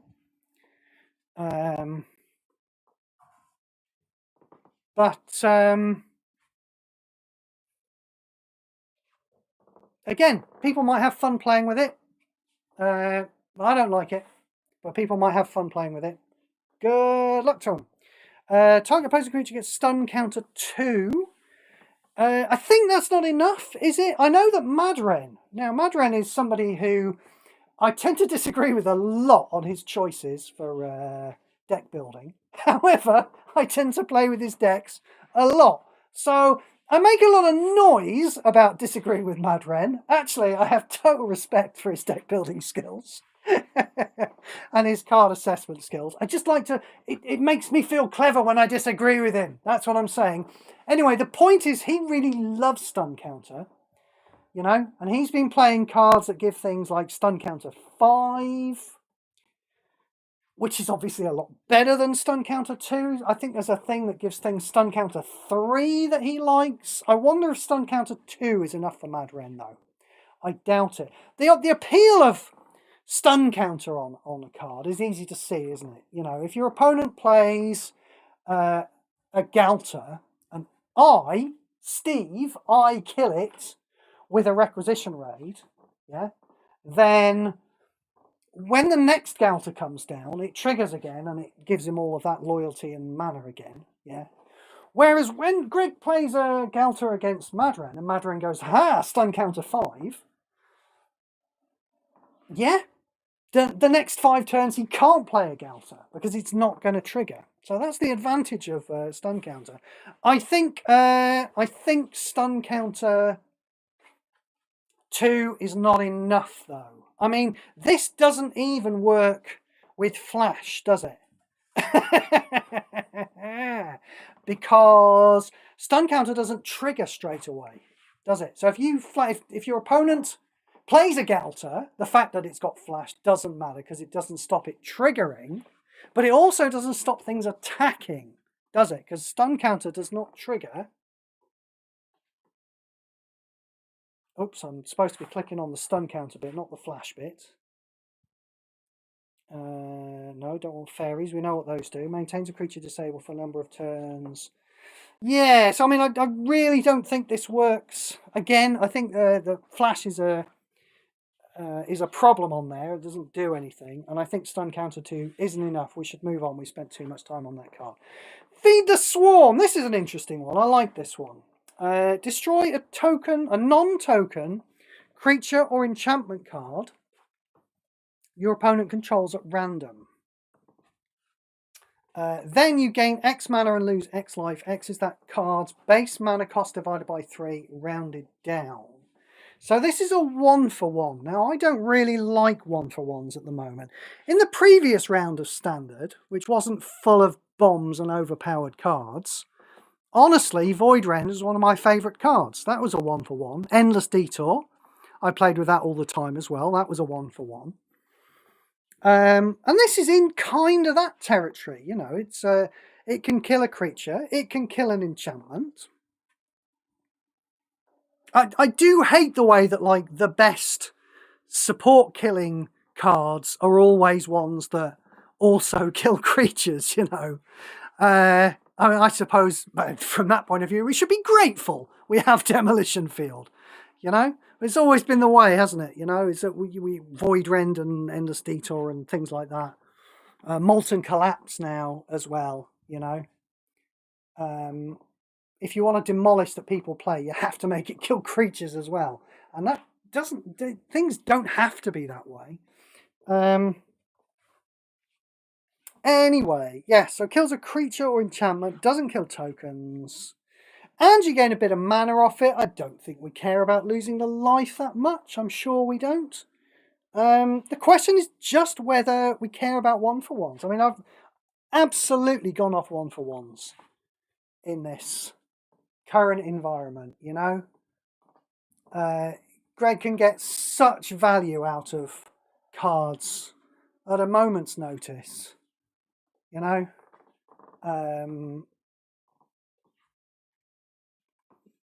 That just having a 1-for-1 is you know, Greg plays one card and, you know, gets value, like, you know, like even a Villainous Wealth, you know, something like that, you know, or a Dragonhawk, you know. He's probably gained a card and a bunch of mana off it. So if you kill that one card, you're behind, basically, with a 1-for-1. So, you know, this is a nice spell. I feel like it's not going to make the cut. If it exiled, maybe I would have used it in the Greatest Heist. But I feel like this is never going to make the cut. I don't know. There might be a place for it. If it's as a 1-for-1, it's a good one. Felidar Saviour is obviously just cardboard. Felling Blow. Your first card. I'm being very nice about common cards, aren't I? I was getting annoyed last time we did a set. I was getting annoyed about the Commoner's Cup, weren't we? But enough time has passed now, and I'm happy to just dismiss these cards as cardboard and not get angry at them. I'm sorry, everyone's come to see me get angry at things, haven't I? I'll be getting more angry. I'll try. I'll see if I can find something to get angry about later.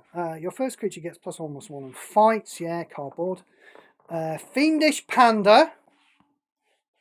I like it. Yeah, okay, I like it. I like the art. When you gain life, yeah, you're not going to because it doesn't gain life.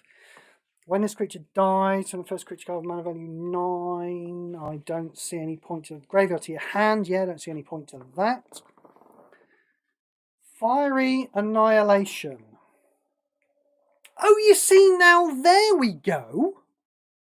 I mean, I don't like this card, but, you know, we've been crying out for something in the, you know, in the power level gap between Demolish and Demolition Field, haven't we? And this goes in there. The problem is, Shimara says I don't need to get angry. Okay. Well, I won't squeeze it out just for the sake of it then, in that case. Back to Fiery Annihilation. Yeah, the problem here is that it's got the then clause on it, hasn't it? So there has to be a creature in play. It's probably not going to kill that creature if it's an opposing creature for only 5 damage. It might, if you need to play it on one of your own creatures, it might kill your creature. You know, especially if it's like a Overlord of the Flood Pits, you know. So yeah, I kind of don't mind this the design on this card, to be perfectly honest, you know, the idea that there needs to be a creature in play, yeah. But the damage really isn't the damage is there, but it really isn't the important part of the effect. The important part of the effect is destroying up to 5 random opposing supports. But it does cost 20. And given that I can play with Requisition Raid or Chaos Warp, frankly, I think I'm going to play with that rather than this. Interesting design. Well done, Clive. This is better than a lot of your work. You get a gold star for the design of that one, but I'm not going to be playing with it. Fire Spitter. Well, how are we doing for time? Now, normally when it occurs to me to say how we're doing for time, what that means is that I have correctly assumed that I've been going for about 2 hours. I'm quite good at this, aren't I? Because it's 2 hours and 1 minute. I am quite good at this, aren't I? So, I mean, I guess, and I can also feel, you know, that tooth that tends to rub against my my tongue a bit when I've been talking for 2 hours. I can feel that starting to get a little bit raw. So I guess we should just keep going until we hit a rare. Let's try and keep going for a mythic, right? But if it takes too long, we'll give up at the next rare. Yeah. And then we'll call it quits for the night and come back in probably a couple of days. What day is it? I think it's Thursday today, isn't it? It is Thursday today, so Thursday, Friday, Saturday. So I'll think about doing it on Sunday. I might even get more people in on Sunday because everyone won't be doing the Thanksgiving. Or alternatively, maybe everyone will be doing the thing. I don't know about Thanksgiving. Like, obviously you're all eating your turkey tonight because it's the actual thing. Is it? Is it really the 28th of November? I know nothing about Thanksgiving. We don't have it in the UK. Is it really the 28th of November? That doesn't sound right at all to me. But, you know, okay, you would know. But do you do like, do you do, if you can't do it on the day, do you do it at the weekend? Do your families all get together instead at the weekend? I don't know. I'll get some information about that. Anyway, provisionally part 2 will be Sunday. But, you know, I may shift it around depending on how everybody is. Let's do a few more cards and call it quits for the night. When you cast a dragon card, destroy 1 non-rent gem, then deal 1 damage to your opponent's planeswalker. Well, don't do me any favours. Fishing pole! That's expensive, isn't it? 18. Oh, it's a level card. At the beginning of your turn, your first creature gets +2/+2 in the beginning of your next turn. Right. Uninteresting. When a creature you control attacks, increase this card's level by 1. At the end of your turn, create X fish tokens. This card's level, then this card's level comes 1. Yeah, now, you remember what I was saying, Webcore, about level, yeah, and how you could use level as kind of a mechanic to, like, stop people doing too many broken things. Just slowing the game down a bit. If you want to do that with a level mechanic, you have to stop writing, then this card's level becomes 1 at the end of it. That's always what kills these cards, you know. And like, I don't know, I don't want these cards to be broken, but, you know, whenever a card like this says that at the end of it, it always makes it a shit card. Oh, look, here is a mythic. Looks like this is our last card for the day. Thank you for being in, Shmara. It's the last Thursday of November, is it? Right, okay. But I mean, does that mean that people will be like, because like Christmas, sometimes, you know, you do Christmas a bit late, don't you? You know, because you're working on Christmas Eve. Talking from personal experience, I used to hate that. I used to work in Poundland and they used to make us take down the Christmas decorations on Christmas Eve. How depressing is that? Oh, couldn't stand it. Anyway, let's do this last card and then finish up for the night. Flame Wake Phoenix. Now, this is going to come back out the graveyard, isn't it? It's a Phoenix. And that's the kind of thing that I like. But I can't think of anything. We must have at least 8 phoenixes in this game. I can't think of any that I actually like. There used to be one that used to pop back out with landfall, didn't there? Back in BFZ, I think. Anyway, let's see what this one does. At the end of your turn, if this card is in your graveyard, you may drain 6 mana from your hand. If you do, return this card to the battlefield under your control. Right. Then this creature gets +X/+X. Ah, well, I was just about to say, why would I want a 2/2? This is not a 2/2. This is, well, you know, using our maths, this is probably a 9/9, isn't it? You know, if the average number of gems of one color on a board is 7, I think it is, isn't it? Didn't we decide it was 7? So yeah, that's not bad, is it? You can drain 6 to get this back out, and it's at the end of your turn. Ah, right. So it's got haste, but it doesn't reanimate until the end of the turn. So you can't pop it out and immediately attack with it. That would be pretty gruesome if you could do that, wouldn't it? Still, I don't know. Seems interesting, to be honest. In a world with Dragonhawk, is this type of thing powerful enough? That's the question. It's definitely powerful enough to make, you know, 2018 Steve go, ooh, I really like this. I'm going to play with this card. I'm just not sure in this day and age. Because you know what I'm going to do to this card? I'm just going to deem it inferior and get rid of it, you know? It's not going to go to the graveyard, I'm afraid. So, yes. Pretty powerful as these things go. Would be better if it attacked immediately when you reanimated it. I just wonder if there's any room for it. In these days when, you know, good decks these days are 10 bombs, aren't they? I just wonder if there's any room for this card. I'd love it if this was a good card. I really would love it if this was a good card. I was playing with Blood Operative earlier today, and it was such a joy to go back to Blood Operative. I love that card so much, you know.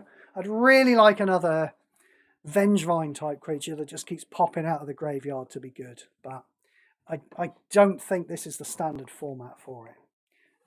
But I'm not offended by this card. It's quite a nice one to finish on, isn't it?